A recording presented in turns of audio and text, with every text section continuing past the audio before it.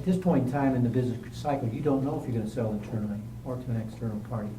To Barb's whole point, the sooner you address that issue on a realistic basis and start screening and hiring the kind of people that you want to ultimately succeed you, and everything she said, something you should be focused on regardless of whether you sell it internally or externally, but consider both options and start driving your business toward that direction with regard to an internal sale or an external sale. I was going to say one aspect we didn't touch on too, but I think you got it from Laura's passion about what she's done afterwards, is we often get from our business owners, what am I going to do after I sell my business? And that should never be a hurdle for you not moving forward. Every one of our sellers has done something different. Many of them will say better. They won't change what they did the first time. But, going through this process should help you get a grasp on what can I do after I sell. Laura had no idea she'd be doing this 9 years later, still with General Mills. But it was new opportunities, new investments. So, this is part of the process. And we never got to touch on that, is what do our business owners do afterwards? I can tell you none of them are sitting at home doing nothing. They're all out doing something different.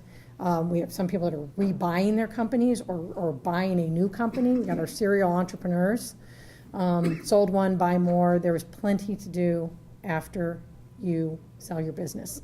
But that's a piece that you have to grapple with before and during the process, so that you can put that personally on the table so it doesn't hit you the day after closing when you wake up and you say, but I've got nowhere to go today. You should have already dealt with that issue.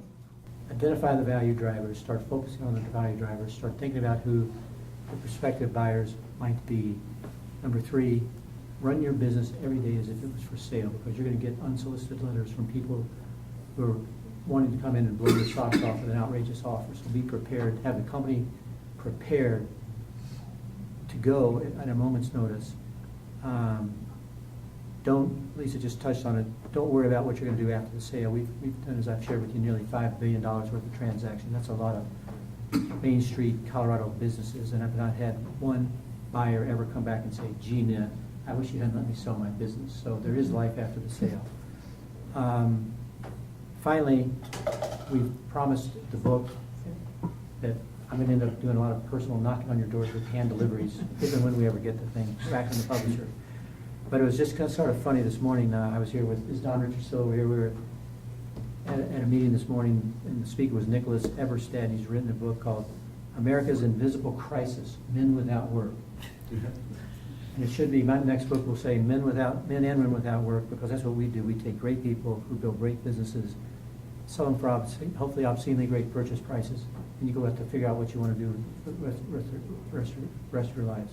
Our mission is to put you out of work so we can figure out what it is you really truly want to do.